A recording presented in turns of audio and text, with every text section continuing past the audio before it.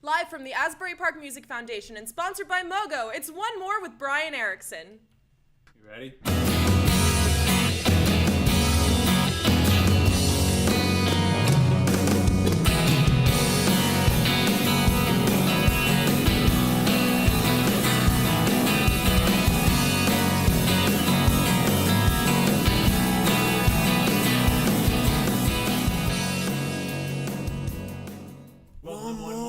Brian Erickson. Yeah, what Chris said. Each week we bring in 2 new guests. We sit them down at the table. We find out why they do what they do. What are they doing and why? No exception.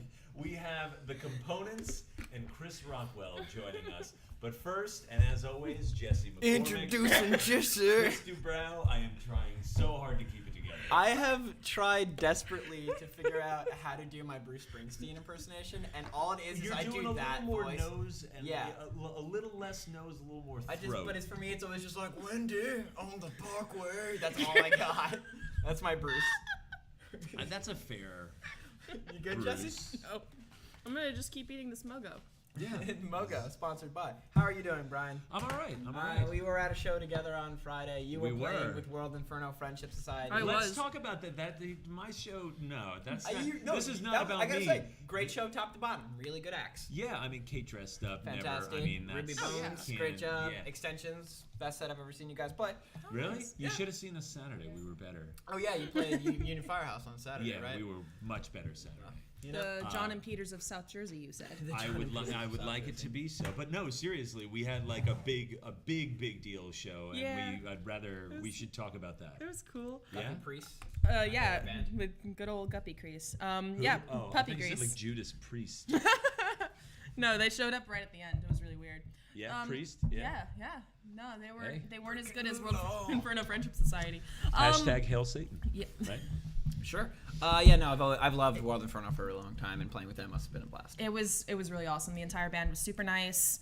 I super embarrassed myself in front of the bass player because after my set, my trombone player who works at Icarus Brewing, which is where it was, shout out to Icarus Brewing Company, gave us a bunch of free beer tokens, and so of course I took advantage, and the bassist was outside of the food truck, and I was like, oh, are you here to see the band? And she was like, yeah, I'm here to see them. And then I saw her up on stage with a bass, so I was like, oh no. Oh, you are in the band. Well, I feel like it's a rotating lineup, so and she even said afterwards, she's like, I'm new, it's fine, but Yeah. This is actually my first and last show with the band. I remember World Inferno did have a female bass player when I saw them back in college, but I think it was a different person. Yeah. World Inferno, they're one of those bands that like I don't know how They defy big genre. they are, or also like how big they are. Like I don't know how popular. I've never looked at their numbers. I don't know. Do you know them, Brian? The only thing I know about them is because I'm a fan of the Hold Steady. Is their accordion player / keyboard player Franz Nicolai, who wrote a really good book called The Humorless Ladies of Border Control. Fantastic. It's a really good book. He played in World Inferno before he joined up with the Hold Steady. Yeah, I don't. I just don't. And that's the only thing I know. I don't even know if he made a record with them or what it was. I don't know, like, sure. they It's like a have- different lineup every They just time. kinda- Do they it have seems like the but like same, it's the is it one same of those, singer. Okay, I was Yeah, going to Jack. ask, is it at least the same This singer? like just super loungy guy who has this like really chaotic energy about It's him. big John Waters energy is what I say. Very for John sure. Waters. He's so classy, and then behind him, everyone's just like rocking out. Everyone in the pit's like skanking, and it's just like he's just this, I don't know, debonair, long, slender man-looking guy in the middle of all of it. It's amazing. There's nothing It's all- Chris likes more than skanking in the pit. But we're not here to talk about my Skanks in desire for skanks in pits. We're here to talk about One More with Brian. Start from banging on the table, Matt. One More with Brian Erickson is brought to you by the savory goodness of Mogo Korean Fusion Tacos. Featuring fresh, homemade ingredients, family recipes, and a variety of menu options, Mogo is bringing traditional Korean flavors to the masses.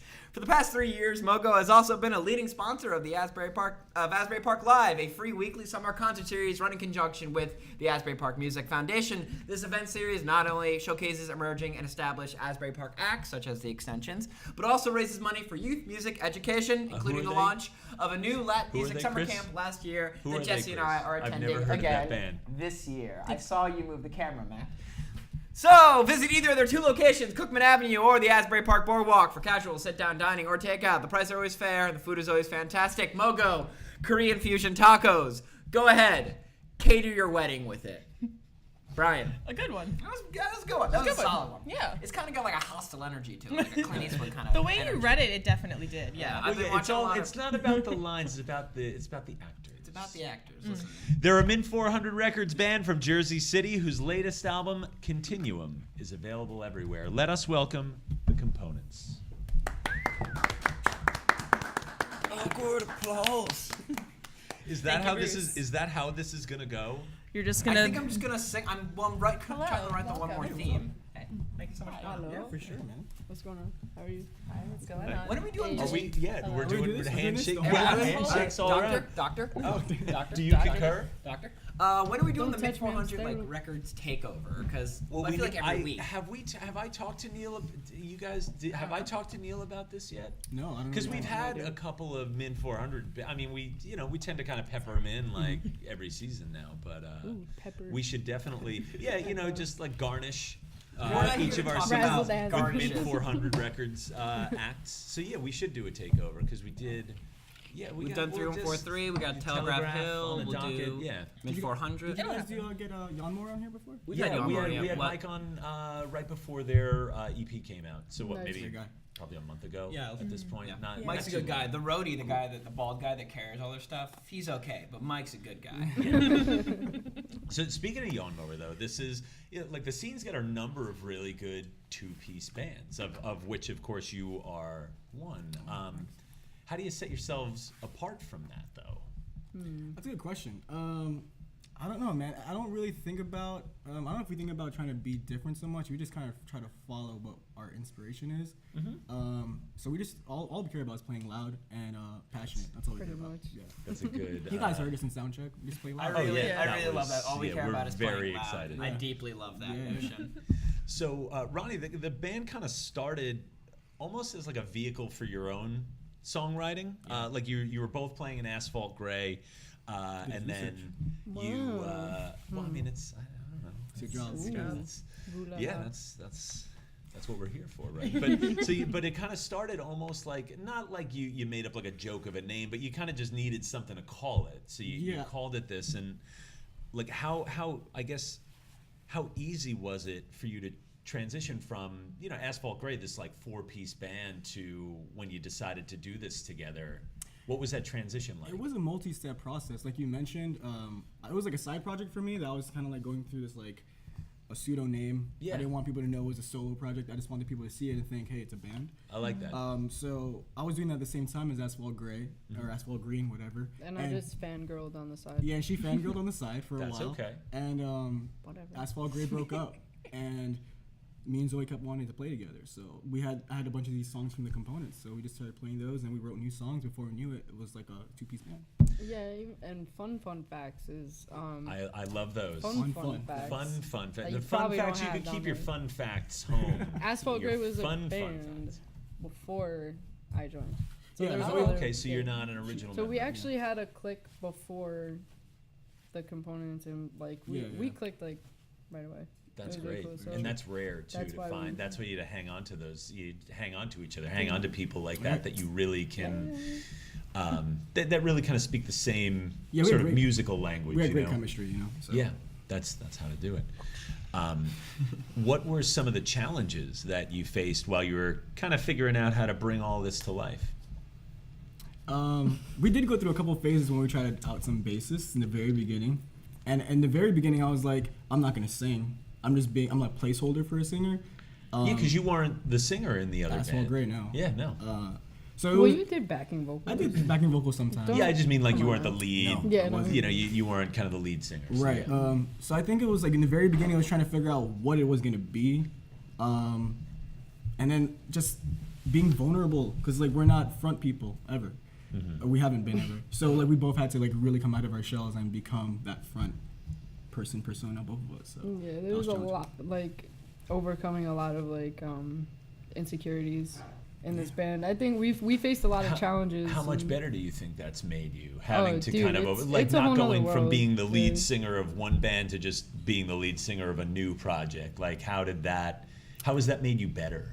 Well, first and foremost, like we talk about it a lot. And we deal with a lot less opinions, so we have a lot more freedom as far as like musicality goes and stuff like that. And it has opened up like a whole other door to being a musician, Yeah. just coming out of your shell, being able to feel free and not judged, or I don't know. But it also sucks because then it's an even amount, so there's no tiebreaker, right? So like we disagree on something, it's like, you know, we just gotta. No, but figure we're it out. civil. We work it out. We always come up with a happy medium.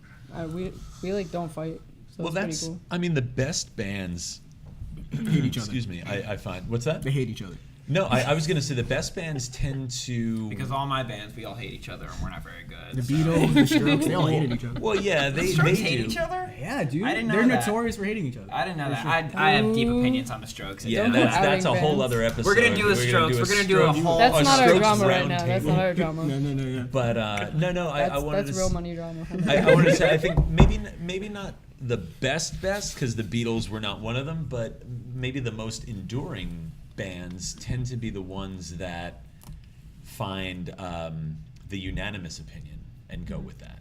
So Yeah. you know that there's not like somebody always being like, okay, I guess, and just sort of relenting, but they sort of find whatever that middle ground is, that medium, and kind of go with that. And I think off the top of my head, I just think like Radiohead or REM or something, bands that were together. I mean, Radiohead's still together. Right. REM was together for 30 years, something like that. So, just bands that tend to kind of do really well, I've seen just kind of make the decisions together. Yeah, And it's very difficult too because you're talking about creating things and being very vulnerable and like Yeah. putting your opinions and your personal stuff out there. So like sometimes you don't want to give up what you feel like is the right thing to do because it's something personal that you feel. yeah, So it can be very and difficult. how comfortable is it letting somebody else express their opinion about your vulnerability? Right. If you're bringing a song to the table and someone else is like, I don't know, maybe you want to change this and stuff. Like, how does that even feel? Like having your vulnerability sort of litigated like that? Yeah, we actually were working on a new song recently, and like it was a song that was kind of based on her feelings and her opinions, and I was just doing it, like helping her figure. It was like a therapy friend lyric session where we were just trying to figure it out together and That's how great. to portray this, Yeah, a lot of our music is deeper than you think. There's a deep meaning behind most of our songs, and I think like Ronnie mentioned in an interview, I forget who it was with, but a lot of the songs like lyrically, it's like his journal. Yeah, it's there's a lot. An out. Yeah, So I read it's- that interview. I know which one you're talking Yeah, about. that, it there's feels a lot it feels to good that though stuff. to like. He's like my best friend, and we're playing a song together. Something that helped him cope, or something that helped him like get past something. Or, like he's in the process of fighting, and vice versa. Like we write for each other. It's cool. Yep. Now, when you do write, and you write from these really personal and deep places, like what's the, do you find there's like that need for catharsis, that need to kind of like let it out and almost like if you're sort of battling something in your mind or in your life, and you put it out there, does that help you Yeah. kind of work through and move past it? Definitely. I think sometimes I have to remind myself that because there's times where I'm just like, I feel like shit about something, and then I'd have to remember like the way I got through a lot of the other things was like writing songs about it, and I'll be able to sing it a couple times, and then I don't know, half a year later I'll be like, I'm over it, and now I can sing it in a different perspective where I'm looking back. Yeah, almost like you're not singing it from your own voice. You're kind of singing it now that you're presenting it in a way that almost removes you from it, which I always kind of find interesting. Yeah, it's still sung when with bands passion. get to that point. Right, it's still sung with passion and still sung with meaning, and I still feel it, but it's just a different perspective. Yeah, it's almost like you're giving it to whomever is listening to it at Right. that point. Like it starts as yours, and then that process of however you're getting through it, like it's like you're giving it to people now, Right. and it's kind of I find like when that works, then like people will suddenly relate to it and kind of put their own meaning to it. Right. Yeah, I like to call that audio emotion. There you go. Straight That's up. that's a nice. Let's Little word, audio let's emotion. Bring that to the Burns, Chris. Right. Bring It's audio cool. motion to the Burns? Yeah. I don't know if that's Avery, just come in. Just come in. You guys are good. Yeah, you guys are all good. So, we've been talking a little bit about collaboration, and I want to continue to touch on that. That how does collaboration affect we talked a lot about lyrics and themes and things, but how does it affect the sound of the group and the direction that the band goes in? Yeah, very early on, there was my setup now. I have 2 amps and I have a bunch of pedals. Very early on, I just had one. Very amp. nice pedals. Thanks, man. Yeah. I had 1 amp, and as time went by, being in a 2-piece and with the image that I had in my head, I was just I need to keep figuring out how to make this sound that it's in my head to come to life. Yeah. And throughout the years, man, it's just about buying more gear and getting that bigger sound. Because always Chase the gear, man. That's my advice. Ever done. Just chase the gear. Chase that one pedal that's eventually gonna make my bass sound like a vacuum. That's my goal. What pedal is that? I haven't found it yet. No? I think I've been thinking about getting one of those the replication of the Russian big muffs, because those things are just what I'm talking about. I love the big those muffs. things are just Yeah. I want to hit a green, pedal the and big green ones. Yeah, I want to hit a pedal and have things explode. You I'm a need to bass check player, out- so I'm offended Oh. by you guys not Yeah. having it. I was gonna say you should check the plasma pedal, but it's a guitar pedal. no, just use it on bass. Yeah, Oh. I mean, Well, I use a I bass. know My that trombone pedal, player in but, my band uses yeah, pedals that's through the I microphone. want one that of would make those. it I don't I was have trying one, to but get I one want for one. Do him, it. but Yeah, they're I'm not always cheap. broke. No, they're not. Those They're they're like It's like $300 $300. Yeah. Let's see if we get sponsored by this pedal company. What OneMore is is it sponsored by us pedals. Plasma Those are the pedals. ones. Yeah, Plasma those are pedals. super cool Not a though. sponsor. They were- Apparently they that were a signal NAMM, though. does affect the tone, Right. Yep. which is interesting wild. and neat. Yeah. Nah. There they are. So I want to talk about Min 400 for a minute. You won a battle of the bands, and that's how you got signed. Is that Legit. true? Yeah. Legit. So that's we like- weren't so even a that's band like- for a year, and we won first place. at Because Battle that's Royale. like what I love you. that. What's that? It's like decom level. Yeah, like that's what they tell you when you're like a kid playing in a band. It was like a Disney movie where or you're something. like, oh yeah, if you win the battle of the bands, you get a Prizes. record deal. Yeah. Hey kids. I guess I didn't really think about it until you said it that way, but yeah, it's Yeah, true. well, we didn't expect to win at all. There were a Yeah, lot of they were really good great bands. bands that day, and we were That was in taking Jersey back City. Jersey City Studios Porta in Porto. Oh, okay. Yeah, we got one here. Good Pizza. Over there. Very good, very good fresh Yeah, I get mozzarella. really No. directionally impaired. in this Yeah, room. you're right. Porta's It's that way. It is that way. Yeah. Is Yeah. it? I Yeah. think so. On the corner. like Because it that goes way, out yeah. that way, and then we're doing that, and then you gotta keep going that way. Anyway, It's we're not that here. way. We're not here to talk about our directional I impairment. love pizza, man, but Yeah, we all enjoy pizza. Thank you for tying it back around. Sorry, weakness. But No, it's totally okay. Don't ever how apologize for has pizza. how has your relationship with Min 400 Records made your overall experience as a band better? You said you weren't a band, or you were a band for what, like a year or less barely than a Yeah, it year? was like less than a year. I think we were together for 6 or 7 months, Okay. and So we they kind of came in racked pretty up a early couple on. of songs and just threw ourselves in like a battle of the bands, and that was Yeah. it. How has working with them, and I guess maybe working with Neil, how has that made you better as a band? He's got us connected with a lot of our college radio stations. We got a lot of good feedback from there. The Min 400 is kind of like an umbrella. It's more than a record label. Like there's a big family. Yeah. A lot of bands we recurringly play with over and over again. We met a lot of friends there too. It's I a think, family. Yeah, it's a pretty family, cool. and playing with good musicians just makes you a better musician too. You know. Of course. And Neil helps a lot. He's really cool, and he reaches out a lot and tries to get people to connect, even in other states, other countries.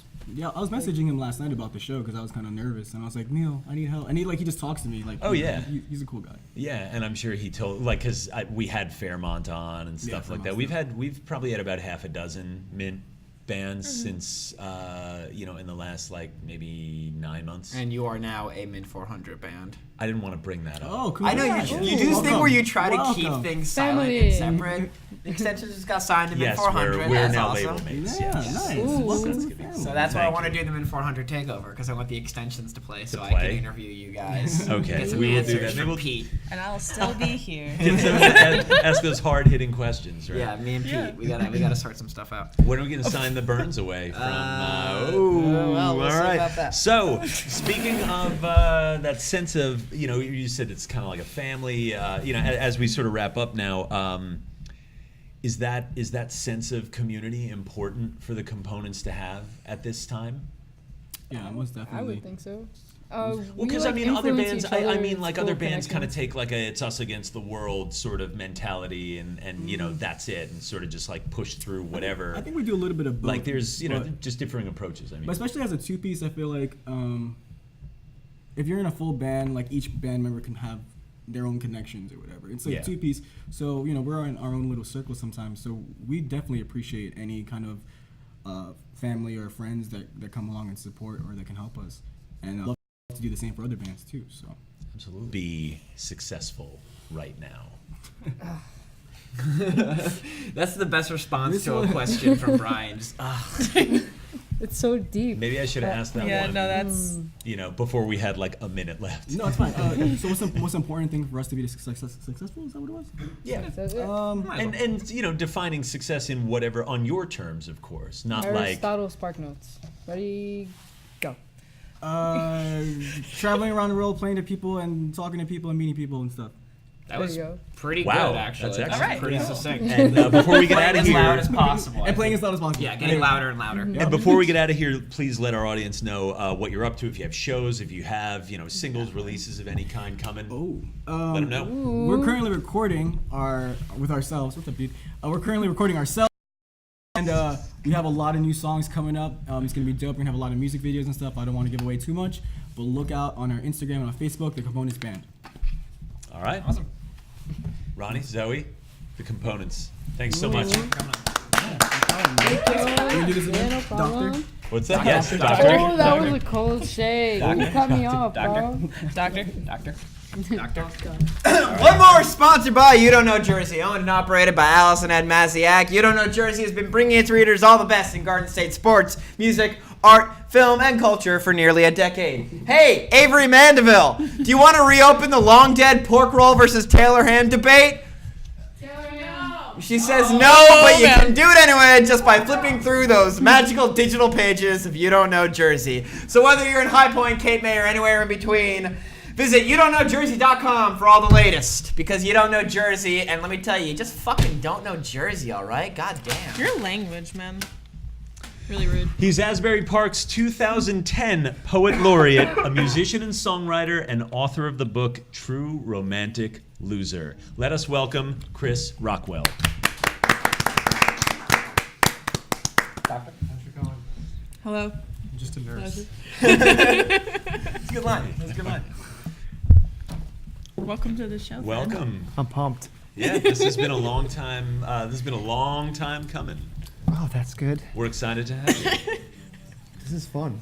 It was fun to watch. It was like watching Wait until we get to the questions, because then it stops being fun. It starts being more hostile. I can do hostile questions. I thought that's what it was gonna be. It was going to be hard. Really? I thought I was really. All of a sudden, the lights I were gonna just lower. felt We like had I was- flashlights. Yeah, like I was in the mood to just get dragged, so that's I what I mean, thought was gonna happen. I'm With always- these two, that's just what I expected. I feel like we're only slightly mean to each other online. I feel like Who, we're me not. and you? Yeah, me and you. We're mean to each other in that Snapchat group. I'm I'm only not even- slightly. On me then. I only speak highly of you. Okay, So the okay, question- okay. Somebody has to take control of this. All right, so Chris. Yes? No. Not no. Inside my ear. Music, poetry, bad decisions. Yes. Like what? Okay, so that slogan is one of them. Okay. That was a bad decision. Okay. Wow. So it kind of was self-fulfilling. So like, okay. Plus. No, like when I make bad decisions over and over again. So this is my whole life, and I forgot about it. And then Well, someone. you have a shirt with. You have a shirt. Like you're this is selling. from like You're 2011. selling gear. Hear me out. This is from, Okay. This is from Aught It's like 11. Chris okay? Rockwell apparel. Then someone, when I was on tour, put it in my bio for their Okay. Their for like their little intro website, or whatever. Yeah. And I was like, oh, that's hilarious. And then it like after that, it kind of became a joke, and now people were like, someone was like, you should make that a T-shirt. And I was like, oh, ha ha ha. And then I just did it, and then people just buy them. That's awesome. So now everyone makes bad decisions and wears them. So, but how have some of those decisions, good or bad, how do those kind of important decisions inform your outlook when you're putting your work together? So you mean like how do I put my bad decisions into my art? Well, yeah. How do the things that you do? Well, because and the reason I want to be clear that it's not, this is a debatable topic. Like, some people write very fictitiously, others kind of pull very, very autobiographically from whatever's going on in their life. So, what is it for you? How do these things affect you? Well, you gotta be artistically? honest even when you lie.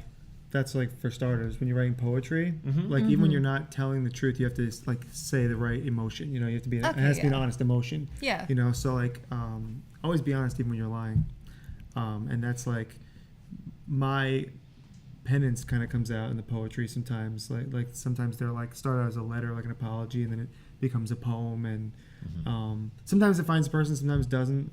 But it has to be like part of the process for me, I think. What happens when it finds the person? Sometimes it's like, great, okay, we cleared that up, or I addressed that, or they saw the thing and they feel comfortable enough to say, hi, saw the video on YouTube, how's it going? And it initiates something like that. And I've had a couple of relationships that soured actually, turn around because I just was honest when I wrote a thing. Okay. And sometimes it just I suck, so it just there's no fixing. Okay. There's no coming back from it sometimes. Of course. So you, I do want to touch on your most recent project, which was called New Shit, New Year. Oh, and yeah. we had, unless you have an even more recent project that you've done in the last, 2 months, 3 No, months? not really. Nothing I finished. Okay. Because you worked on, if I counted right, and I think I counted twice, 25 songs total in the month of January? There's 31 tracks. Okay. 2 were. I know it was a couple had to get taken down because of samples or something like that. Well, they're all on wasn't that? SoundCloud except the ones we did one live, and then I did another one live. Yeah, gangsta. And then I did another one live. So 2 of them were just weren't published. They were I just, see. Yeah, but I Okay. did 31 pieces in 31 days. Okay. Yeah, I just went on Spotify. Yeah, so Spotify doesn't accept all the things Understood. one of the pieces of album art I had, it's fair domain. Oh yeah, But they're like, well, you can't use that. Yeah, but then you can't or- use that. So, but I didn't really care. I mean, it was just whatever. You still got 25 songs On Spotify and iTunes and if everything, I'm yeah. gonna make that playlist, if I'm gonna make the New Shit New Year playlist, I feel like 25 out of 31, you're still gonna get the gist of it. Yeah, I and think if you so. Yeah, and if that's you cool. need those extras, then There you weren't- can go find them. Yeah, there weren't any of them that I was like, this one didn't get put on iTunes. I was like, I didn't really have any of the ones I thought were real gems not get picked up on streaming platforms, but everything was on SoundCloud, I think. So the one I heard that the two of you did was eggshell fractures. Yeah. How did that come about? I was like, let's do a thing. Yeah, basically. I think he made a Facebook status and was like, who wants to collab? And I kind of commented, yo, and that's it. And you were like, oh, cool. Yo is enough. Yeah. Yeah. Yeah, we're in Jersey. Yeah. I'm gonna keep that in mind. Chris, Chris Dubrow, you keep that in mind. Yep. Not you. I mean, I'd be like, yeah, See, Chris, he's you already got keep it. that in mind for when you want to collaborate with yourself. But Collaborate with myself quite often. Okay, Have you read so- my Twitter? He's very active on Twitter. I love following him on Twitter. Yes, he Disaster is. sound. I feel as though we are truly online. We are two opposite sides of the same coin. Whereas, I feel and this is something I know Brian wants to talk about. You do a very good job of, you say, raising your voice for the community. And I am the one who ostensibly is being that worse version of this as a result of being funny. And if it's too offensive, I merely just text it to Avery Mann instead. And then then she tweets she'll it out. tweet it. Yeah, and then she. So now I do a But thing then she where. tweets There's, just that kind the of screenshot. barrier. But there's this most of the time because I'll say something terrible and I'll be like, "Don't tweet that, don't Instagram that," and then she'll post it with the awesome. We see the content. receipts. Then it's receipts. Yes, yeah. really exactly. But no, the collaboration. I think what happened was you just kind of were like, hey, send me a track, and so I did, and then you put a poem over it, and then the next day it was up on Yeah. the internet. So we did 2, one live. Yeah. And then we did that one. I forgot about the live stream. That was fun. What We just about kind of- what about the idea of creating day of Doing just getting New it Shit done? New Year? Yeah. What Okay. about that appealed to you? So I get very bad, and it's really rough. And so I was trying to think in December, it's coming, and you're like, what am I gonna do? Because you start getting depressed early in anticipation of the other depression. Yeah. Like you what is see this? it, like it's crazy. Like you see it And coming. you can't stop it. Like So I was you're like- standing and you just see the wave. the wave, like, just the about to- tidal wave Yeah. of just emo shit, and then like I think I definitely Got hit by the had wave. those. Has Oh, been I bought hit by I the bought a wave. sun lamp for me and my girlfriend. Yeah? just rolling around getting. I have a vitamin- salt Literally lamp just now, hit yeah. me in the face That every vitamin D morning. in It the really face. helps. Really? That D in the face. Honestly, I might do that. It's Okay, helpful. that sounds like Sorry, That so might- it was you're saying new year was an attempt to kind of force yourself to not indulge in Well, that it was depression? like basically me going, "Oh, I'm going to keep busy, and I'm not going to." Because what happens is you're like the reason why you get like that isn't just that there's a lack of vitamin D. It's that there's not much to do, and you can't really go outside to like just leave your home because Yeah. when you get in those like lows, house is like a win for that day. For sure. And in the winter, especially in Jersey, you don't get those. Yeah. Yeah, no, really. So I was like, I think I'm gonna do something that's just gonna keep me busy, and that wasn't the only. It wasn't the only thing that was my motivating factor, but it was a pretty big one. And it was the first year I don't even remember how long where I was just like I had an awesome January. It was fun the whole time. And I was like hanging out with my friends. We were collaborating and like writing all the time, and I was just excited about everything, you know. And like even when you're working on an album, it's hard to get excited about it when you're working on it for like a couple of months and you have to like and you're do just like grinding away. yeah, you listen back and you're like, I gotta go back to the studio and do another take of that because that part's messed up and we can't fix it, or like now it's mixing and sending the mix back. But you know what I mean? Like, Yeah. get rid of all that. Just do Done it. that day. Yeah. Yeah. Who cares? I was like, who cares if it's not perfect? It's cool. yeah, absolutely. It's fun. You know what I mean? That was the main concern, and I was like, let me just do something and get excited about music again. And like my best friend, he kind of is like that a little bit too, and he was the one who engineered almost all of it. So the two of us were like just hanging out and just ripping through tracks, writing stacks of notebooks of stuff that we had that we didn't do anything with. It was also about follow through. Like we're Yeah, gonna do all that's these books. another thing too. When you announced it, I'm sure there were a good amount of people that are like, okay, yeah, 31 songs in 31 days, right? And then when it was done, like there's a personal accountability. Like, do you feel the need to hold yourself accountable to ensure that the things you say you're going to do artistically actually get done? So, okay, I think that so many people are like this now. You put a thing on social media just so you like will it into existence. Yeah. Because I'm like, oh, now I'm accountable for this. Yeah. Like everyone read that, and now I have to do it. Now you have to do it, yeah. Yeah. Because even if you try to take it down, it's like we seen it, and you can't, like I can't unsee it now. So Yeah, yeah, for basically. sure. Like announcing it and doing it, it was like there were some days and I was like, oh shit, what am I gonna do? You know? And then I just like Yeah. looked through my hard drive. I'm like, oh, here's an instrumental that I never put out that I really wanted to. And you sat down with that for the morning. You're like, oh, this is cool. I like this, and you can put out just an instrumental. And I never really put out instrumentals, so that was kind of cool. That I was like, Yeah, putting out and like beats doing on me, something in like- a different, like a completely different yeah, direction. it was something different. So it was cool. And yeah, every day having to like, it was like forcing myself to do it. The accountability was totally there and like ever present. That's great. Now I want to talk about. We don't have too much time left, and there's still like so much that I'd wanted to talk about too. But I want to ask you. You know, for people who've only kind of started coming around in recent years, like you've been playing for over 10 years, doing like hip hop yeah. and poetry and stuff like that. And I remember when the Twisted Tree was a spot. I lived on the other side of the state, but every so often, like that was the only place that I would kind of come back and Twisted Tree on play Cookman? at. Yeah. But what were, you know, for people who haven't been around for that long, like what was it like here, say, you know, this time, like, you know, 2007, 8, 9, Okay, I'll like tell you a 10 fun years story. ago? So Rick Barry, one of my first shows that I played God. here, I was with Rick Barry When's he coming on? at When Twisted is Tree. That Rick is, coming yeah. on? when I is he love coming Rick. on? Okay, so I brought a few of my friends and my brother and I think one of my cousins came out. Like we were doing the Twisted Tree and he was doing an acoustic set and I was doing a spoken word set. And we were wrapping up. It was like 11 p.m. Okay, and most of Cookman Avenue had wooden windows and it was just like it was just the darkest kind of dark. And Yeah. like there's an ice cream truck going down at 11 p.m. And we're like, Wow. there's a nice. That's not shady at all. That's like- so I turn around, I'm like, the where's my Purge or brother? something, I'm you like, know? where's my brother? And like we all turn around and he's sitting at the truck and he's like talking to the guy in his order. And we're like, what is he doing? And he comes back and I'm like, well, yo, what did you do? He's like, Let's get one of those like I the got chocolate baseball taco, bro. gloves with the bubble gum in the middle, like the baseball got glove chocolate ice taco. pop. What? You So know it was what I'm really talking just about. an ice cream truck. no. Oh, okay. It was definitely not just an ice cream truck. And I was like, dude, you just got, he's like, yeah, I got chocolate taco. I was like, and we were like, well, if that's the case, why didn't you ask us if we wanted anything?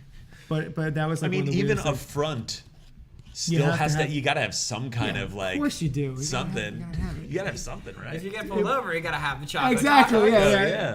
yeah. Okay, I'm learning. It was rough. It The was rocket weird. pops and stuff like that. Yeah. We were doing Club Deep. We were doing spoken word with this dude Flo Mentals who was on HBO Def Poetry Jam. So wow. people were coming out because of that. And I was kind of like co-hosting, sort of, and like just kind of like the staple there. They always maybe like go on later or last. And it was $2 to get in, and they had like trays of jerk chicken that you can just get. It was Oh wow.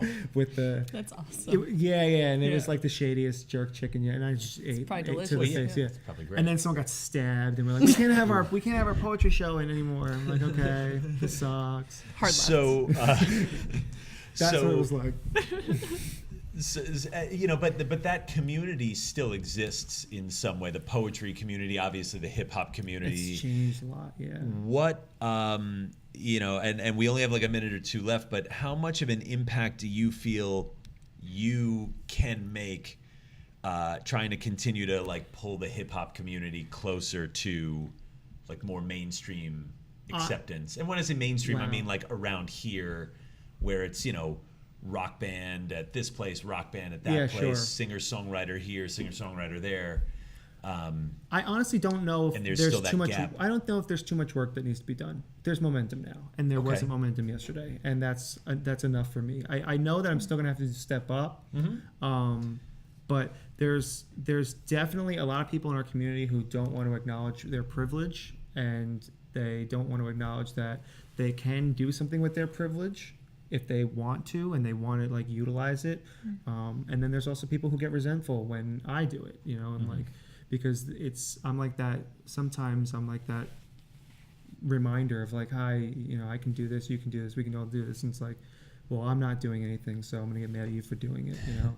And but really though, like there's so many artists now who are like just killing it. And like hip hop artists, like they're getting their shows. You know, Drew the Recluse and Black Oh Suburbia. yeah, they do it here. Yeah, they have it here. And he's now mixing genres, which is cool. He's Yeah. like doing hip hop with like other genres and putting he's curating a vibe. He's not even curating shows according to genre. He's curating according to vibe, you know? And I think that's like the way to go. I mean, you're looking at every music festival now, they're all mixed genre. Yeah. And they're killing it. And if we just kind of, that's what Bobby Mahoney and I were talking about a lot, like just shrinking that down to like a local level. Can we duplicate that? Can we put a bunch of different genres on a bill together and just make it a good, similar vibe? Like a good And show. then it doesn't not have a to good be like all one hip hop genre. show, a good Right. rock show, just a Right. good show. Intermingling everything like that, Yeah. that's what's going to create the change. It's almost like normalizing something, Yeah. like, and saying, well, this can fit in here. This doesn't have to be its own thing that we accept. It could just be the thing that's part of everything else that's going on, you know. And that's like that's so important, I think. Yeah. And my last question for you, because Chris mentioned it earlier, and yes, Chris Dubrow mentioned it earlier, and you know, I want to kind of touch on that because you know, you said like understanding, you know, that people can you know, acknowledge privilege and maybe even kind of use it in certain ways. Do you worry that sending out a message like that, however genuine, might appear to be a bit performative to people who don't know you? Yeah. What am I supposed to do about that? Well, no, I mean, people can still be concerned when they you know, Yeah, put things that's- out like That's that. their valid. business. Yeah, that's Whatever fine. they think about what I'm doing is their business, not mine. I have to do the right thing according to me. You know, Excellent. live my truth. And I know that I'm like accomplishing things. And I know that there's people in my inbox all the time that are grateful. I'm not really one of those people who post all those messages all the time of what I get. But I mean, like, I know what I'm doing. I know, like, I have a lot to learn. I have to go into it every day, accepting that I'm going to maybe learn something or have to change something. But That's a good approach too. Yeah, Just kind of yeah, I mean, Approaching I have to everything know- with like a learning mentality. absolutely, I no think matter the what thing the is like situation is. a few people said, and actually I did a book signing last night at the Barnes and Noble in Monmouth Mall, and someone came up to me and he was like, and it was an older gentleman. He goes, "I really love what you've been doing lately," and I was like, "Oh, thank you." I thought he just meant kind of like my doing like the open mics and book signings and Yeah. stuff. He was like you really are bringing parts of the community together, and I had no idea who he is. Still, like he just was like said his thing and like left, and I was like, okay, then that's fine. He's an old white dude, and he thinks that when he noticed what I'm doing, those are the people we need to reach. You know, I don't need to convince Drew and his friends. You know, like Yeah. they're in it. Like I need to convince the people who aren't in it, the people who are on the outside of it, who are looking in and saying, okay, this is something that is happening that I need to like really keep up with and embrace. So Excellent. when people aren't into it, I'm like, you figure it out on your own. I love that. I really like that. Yeah, you know. Well, we're gonna hear some of your spoken word Yes, performance I'd in love just to. a minute. Like, let's get you set up. Yeah. Chris Rockwell, thank you so much for coming. You want to grab these two? Oh. Matt, you want to kill some mics so I can unplug them? Where am I going, friend? Right here? What microphone do you think you're using, Jesse? This one, Great. Chris. OneMore is brought to you by the Asbury Park Music Foundation. APMF raises money to support youth music programs throughout Asbury Park that provide lasting skills, self-confidence, and life-changing experiences for underserved kids in our community. This includes funding for a hip-hop institute at the Boys and Girls Club of Monmouth, in-school music programs at Hope Academy, and scholarships for kids to attend Lake House Music Academy. APMF also hosts concert series throughout the year. Whether it's Music Mondays at Springwood Park, or Asbury Park Live over the summer, Suburbia Friday nights, or the Sunday Songwriter Series, APMF always has something going on. Check out their calendar for more details. And if you're interested in making a meaningful difference in the community or keeping Asbury Park's legacy of music alive, head to asburyparkmusiclives.org to make a donation. And while you're there, pick up a Music Saved Asbury Park t-shirt. All proceeds make it possible to support the Music Saved My Life youth music programs. OneMore is also brought to you by Bordentown Guitar Rescue. Founded by certified luthier Mike Vierock, Bordentown Guitar Rescue has been building, modifying, customizing, and repairing stringed instruments since 2012. I see you just smiling and giggling at me this whole time, Rockwell, and it's really distracting. Why wait a month for a basic setup from one of the big retailers when Bordentown Guitar Rescue has the quickest turnaround time in the state? So whether your body needs a good nut and saddle treatment or your sound hole is warped, That one really sucks, Brian. That one really sucks. or your sound hole is warped, give it again, is bad. Give it again. Do you want me to say whether your body needs a good nut and saddle treatment or your sound hole is warped, call certified luthier Mike Vierock for an estimate. Bordentown Guitar Rescue. Fix it, Vierock. And now, ladies and gentlemen, the heartbreaker of the heartbroken, Chris Rockwell.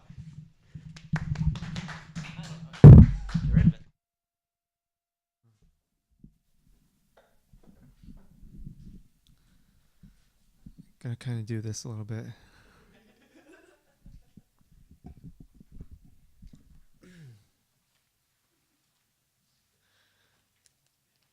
Get that Dasani right here. Is this the first piece? Thank you. All right, so I'm going like right into, okay. So this is, I'm going to do, because we brought up the new shit New Year, I'm going to do one of the new shit New Year pieces.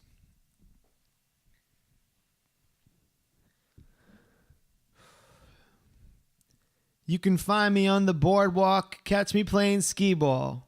Looking for rock bottom and living like a free fall, or watching Total Recall on my couch at home, snacking on some chips and ignoring my phone with a sink full of dishes, throat full of wishes, head full of nightmares about sleeping with fishes. I was never social enough to befriend the passing hours. Loneliness is like sunshine for wallflowers. But I feel like I could walk 100 miles tonight. The boardwalk planks are crooked as my smile tonight. I put my teeth away. It's not really my style to bite. This is a battle I found isn't worthwhile to fight. I need to walk, need to stretch my legs, need to relax. Been skating on thin ice so long that I got used to the cracks. Don't want to follow my father's footsteps, I'll make my own tracks. I won't even fill his shoes, won't even try on his slacks. I've been tugging at the world to see what comes loose. Every rose looks like a headstone, every door an excuse. I feel like someone set flames to my old cassette tapes, and now my headphones are like fire escapes. This town is boring me to death. Bury me in the sand, cause nothing in my life is going how I planned. I tell myself that I'm not stuck in some suburban wasteland. I got a gun to my head, but the gun's in my hand. I get home, an empty castle and a crown of thorns for a lonely king, flat soda and a designer recliner for a throne. Ditch the sofa for the diner alone for tea and a scone. Maybe the waitress will throw me a bone. We both need it. I'm the dog in heat that might bite the hand that feeds it. When she walked away, she looked back. That was hypnotized, cause I knew she'd be bringing back some disco fries. Yeah, the coffee like sludge in the mugs. At this hour, you tilt the pot, it'll barely budge. I'm up all night, a stranger to my own bed. I get back home, a danger to my own head. It's a back alley ballet. The music makes us stay, but when the alley gets dark, we tend to lose our way. There's trash under the boardwalk they don't want us to see. Separated by the wood from the luxury. The road looks like glitter, but it's broken glass. The air outside makes you want to choke and gasp. We autograph the streets with tire tracks, but when your whole life is under the gun, eventually you fire back. Yeah.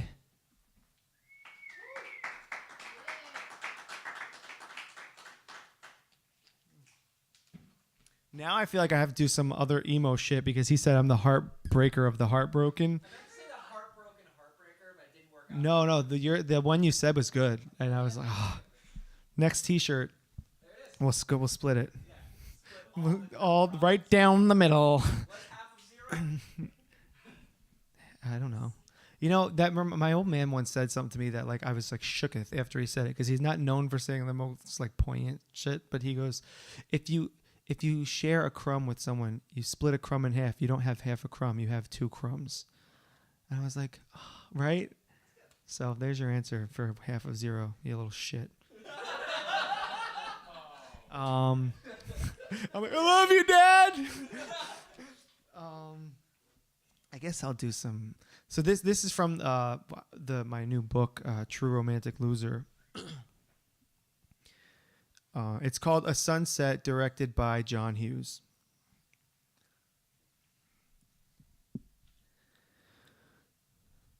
Twilight hovers above the jetty, graffiti on the rocks like whiskey. You escort me through the golden hour listening to 80s synth pop music. We rub elbows and brush lives. Truths rush out of us as we walk. There are novels written in your silence. In your eyes, there is a bridge across an ocean. Every step shrinks the planet to a more manageable size. In your body, there is an electric spine plugged into a sunset. Your pulse, a shockwave. It sends you wildly into the oncoming night, spinning your limbs in the glow of streetlight, spilling over Ocean Avenue. In the distance, the waves are brass cymbals. I can't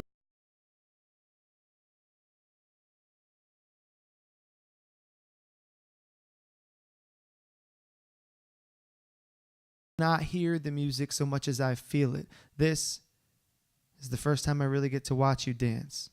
Envisioning God as a projectionist, this all feels like a movie. I want to be with you until after the credits roll. I am pie-eyed with a hummingbird heart. In the dusk, your soul blossoms. I could see it up close.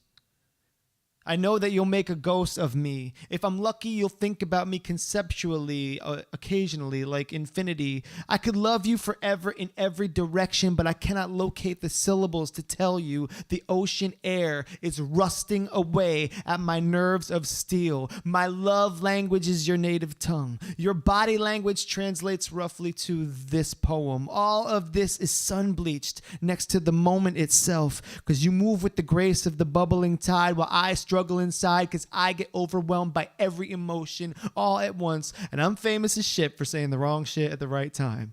Doctors and scholars, they've given history lessons on it. Sculptors, they've crafted monuments dedicated to it, and you are helpless against it because you have no idea at all that it's coming like an arrow to the apple in your mouth. You just waltz along the crest of the jetty rocks with perfect poise, ready to fly away from me in a moon's time, so I stitch my lip, and we wander. From the beach back to the barren streets before the stars and the blood moon yank up our eyes from the ground. And we talk and we laugh and we try to dance until the next dawn comes for us. But I know I only ever wanted my place in the sun if it was next to you. Thank you. Thank you very much for having me.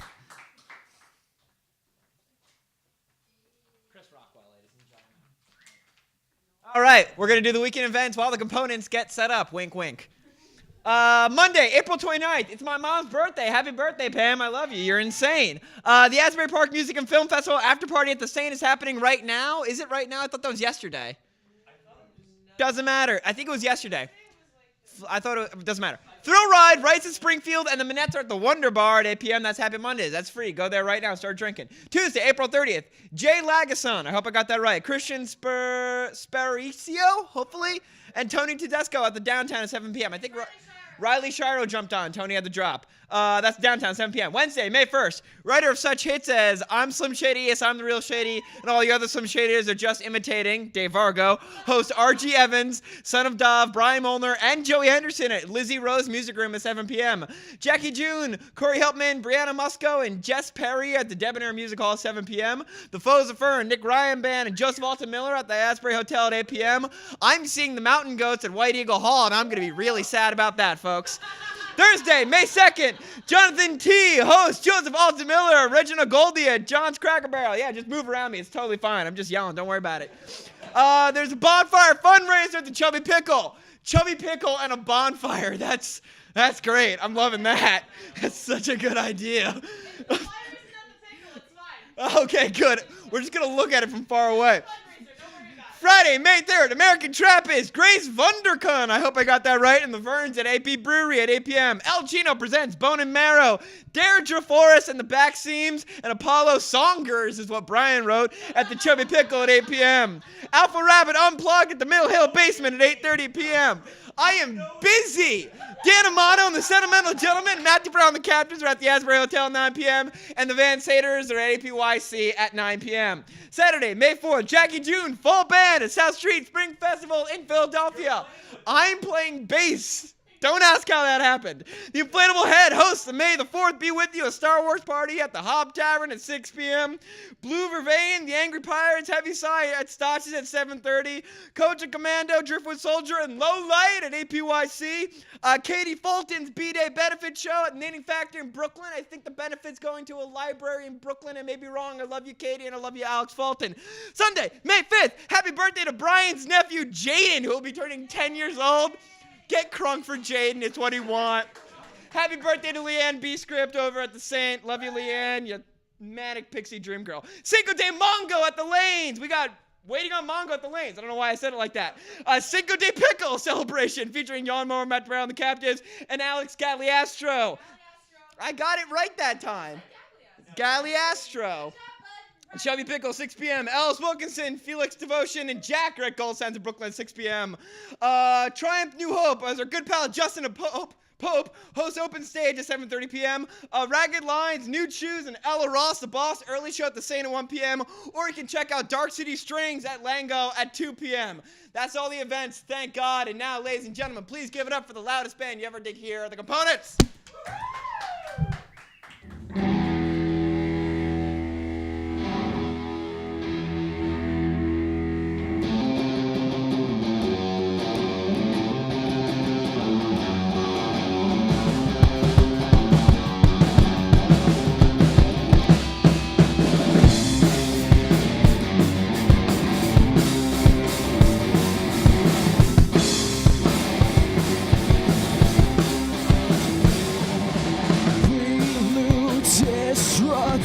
Selfish design, I find comfort in eating your life. Is it mine? Is it mine? Is it mine?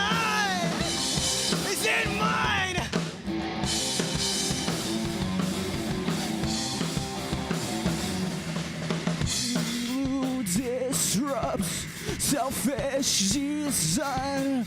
I find comfort in eating your.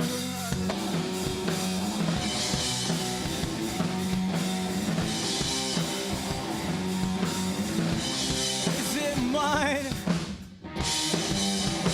Is it an Indiana Jones? Is this an Infinite Jones? Is this an Infinite Jones? Is this an Infinite Jones?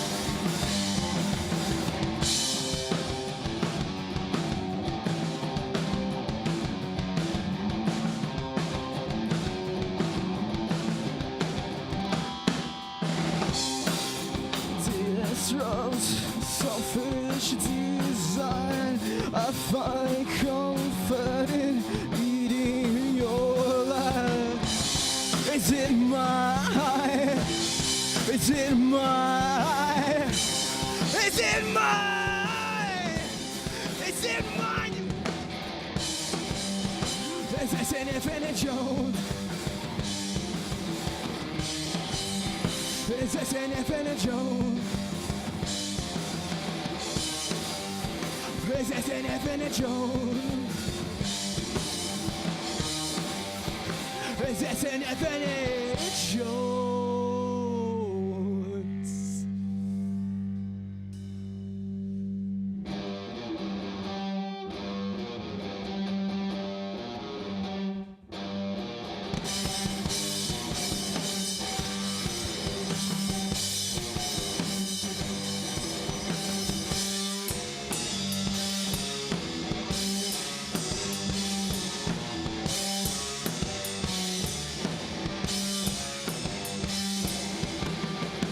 Thanks. That one's called Infinite Jones. It's gonna be on the new record, new single. Keep an eye out for that. This next one's called Carousel.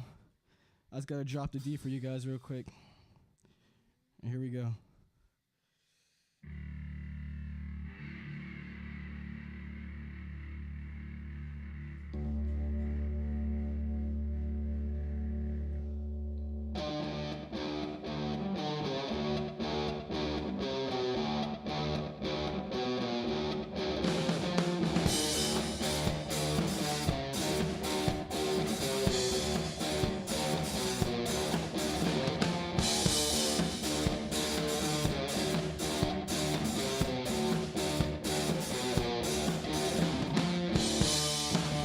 That you are, I know you so well.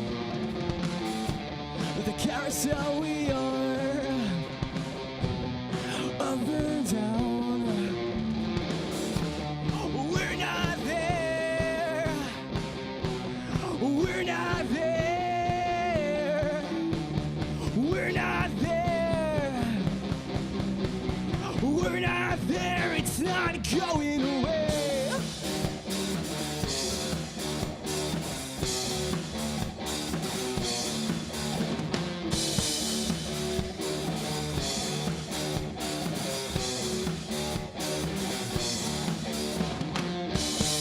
With a grip around my throat, it's not so cold. We're not there. We're not there. We're not there. We're not there. It's not going away.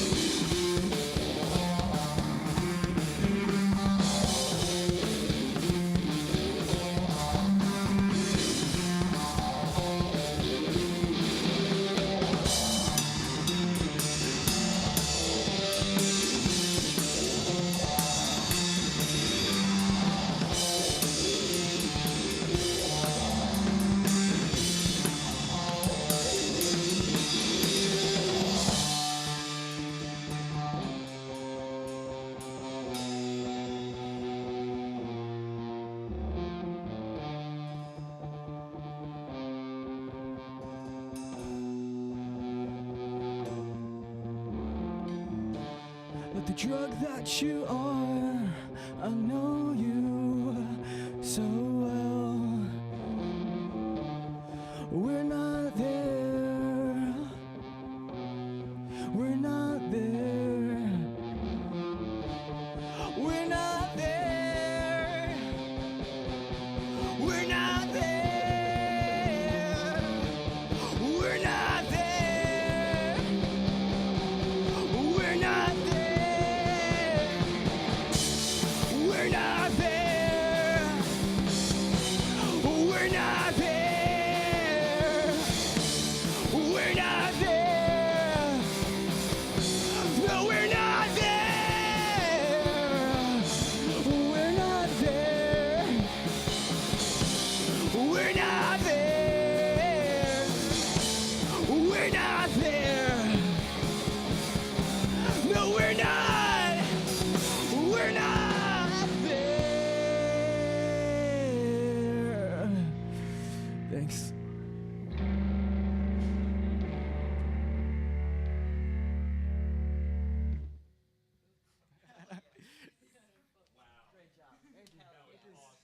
Thank you. Great job. Thanks, man. Dope. That was awesome. That was incredible. Ronnie, nice to meet you. All right, so for the components, Chris Rockwell, Chris Dubrow, Jesse McCormick, and apparently also Avery Mandeville. Live from the Asbury Park Music Foundation, sponsored as always by Mogo. I am, I have been, and I will always be Brian Erickson.